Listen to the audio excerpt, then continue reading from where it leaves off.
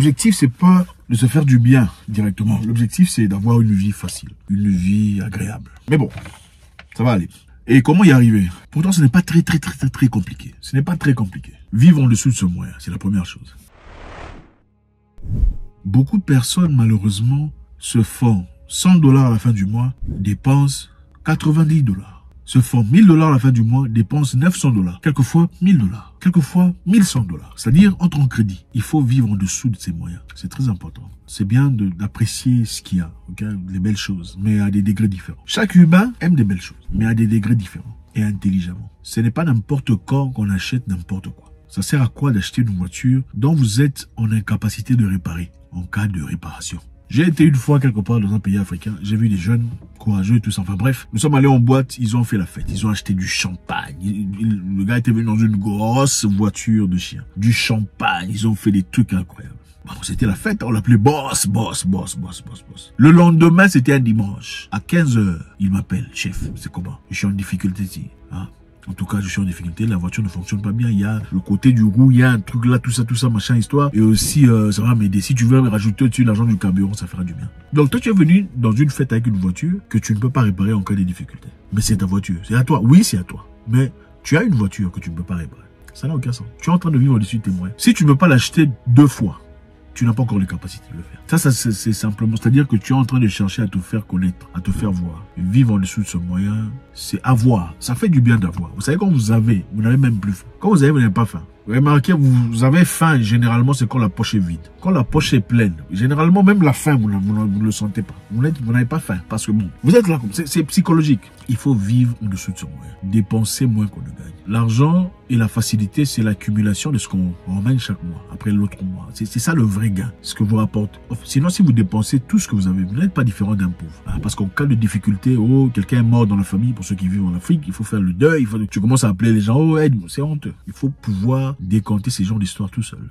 C'est une fierté, au nom de ton père qui est décédé. Hein, je touche du bois, en tout cas pour toi et pour tout le monde. Au nom de qui que ce soit dans la famille. Allez demander, quémander, suivre les gens derrière, oh, aide-nous. Il y a beaucoup de gens qui viennent chercher la contribution. Ça fait du bien, c'est une fierté quand tu peux assumer ces genres de choses tout seul, sans nécessairement chercher des cousins, tout ça. Ça diminue un peu quelque chose quelque part. En tout cas, grand chose. Vivre en dessous de ce moyen. Comme ça, cela vous permettra de rapporter l'argent que vous avez toujours dans le mois qui suit. Numéro 2. Arrêtez de vous comparer aux autres. Cette jeunesse est avilie par Instagram, malheureusement. Instagram a causé beaucoup plus de tort que de bien. D'ailleurs, moi, je sais même pas pourquoi on a Instagram. Avant, on avait des albums. Hein, les albums, c'était pour toi, privé à la maison.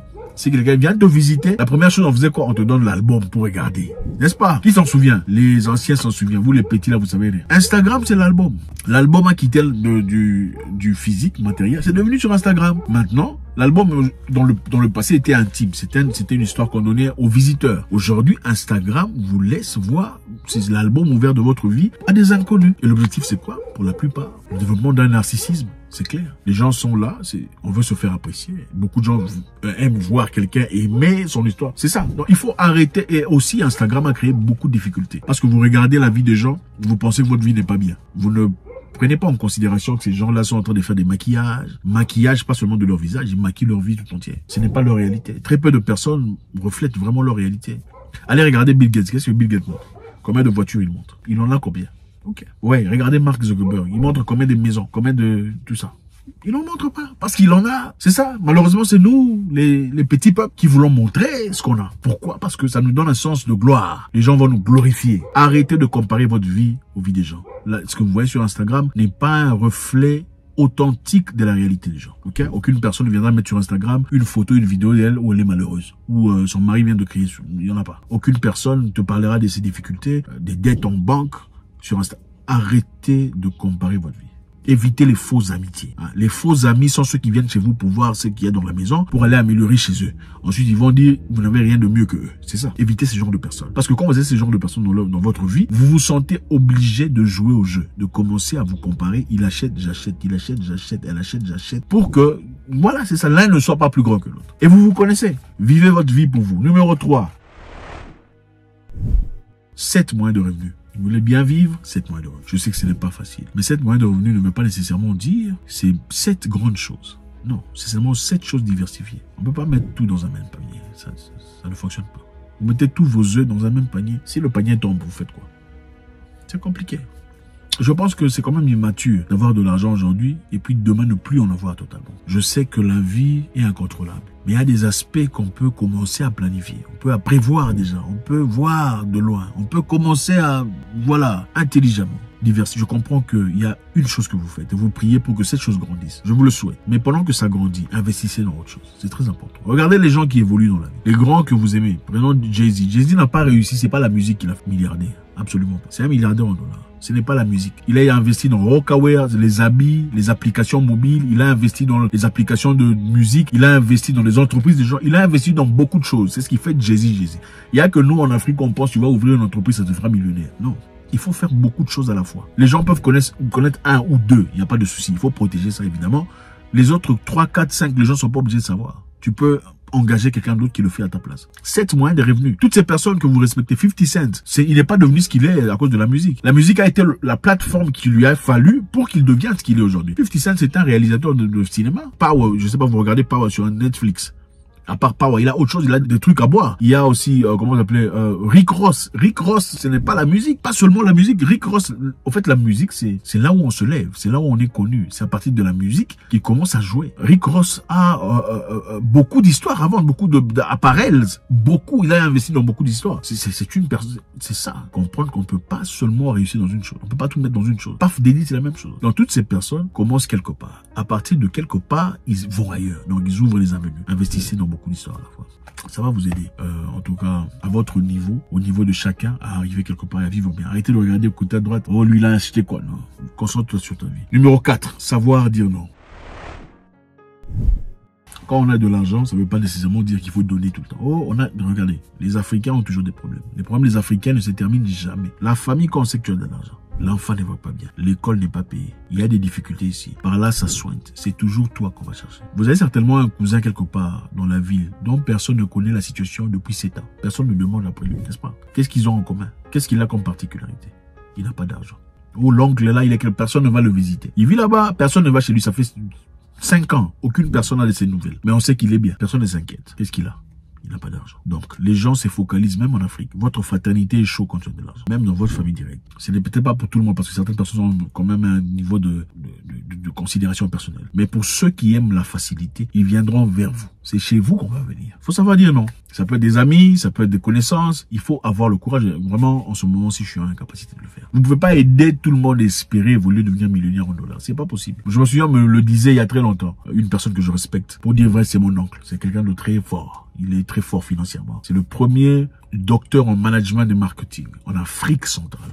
Le premier. Il a plusieurs écoles.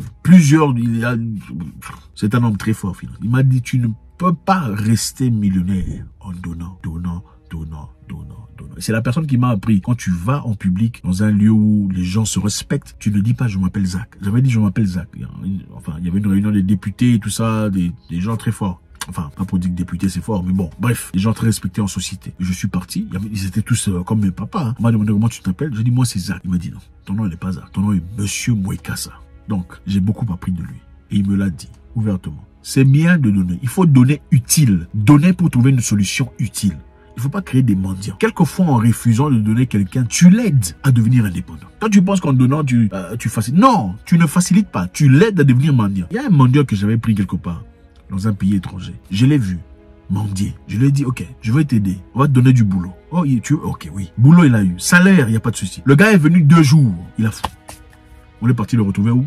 Dans les rues, en train de mendier. On lui a demandé pourquoi. Il a dit, ah non, bon, tu vas me réveiller le 6 h le matin. C'est très compliqué. Il disait en anglais. Des fois, il fait très froid. Tout ça. Tu ne veux pas le boulot parce qu'il fait froid. Ok. Mais tu veux rester dans les rues? Faire comme ça, c'est facile. Il faut éduquer les gens. Il faut aider les gens en leur disant non. Quand tu dis non, ça lui dit aussi, ok, c'est-à-dire que je dois trouver mes propres solutions pour réussir ma vie. Donc c'est ça. C'est très clair. Il ne faut pas trop s'embrouiller. Il faut chercher à avancer dans la vie. En récapitulation.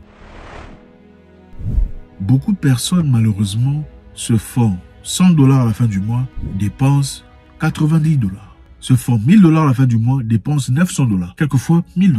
Quelquefois 1100 $. C'est-à-dire, entre en crédit. Il faut vivre en dessous de ses moyens. C'est très important. Arrêtez de vous comparer aux autres. Cette jeunesse est avilie par Instagram. 7 moyens de revenus. Vous voulez bien vivre, 7 moyens de revenus. Je sais que ce n'est pas facile. Mais 7 moyens de revenus ne veut pas nécessairement dire c'est 7 grandes choses. Non, c'est seulement 7 choses diversifiées. On ne peut pas mettre tout dans un même panier. Ça ne fonctionne pas. Numéro 4, savoir dire non. Quand on a de l'argent, ça ne veut pas nécessairement dire qu'il faut donner tout le temps. Oh, regardez, les Africains ont toujours des problèmes. Les problèmes des Africains ne se terminent jamais. La famille, quand on sait que tu as de l'argent, l'enfant ne va pas bien. L'école n'est pas payée. Il y a des difficultés ici. Par là, ça soigne. C'est toujours toi qu'on va chercher. Il faut savoir dire non. C'est important. God bless.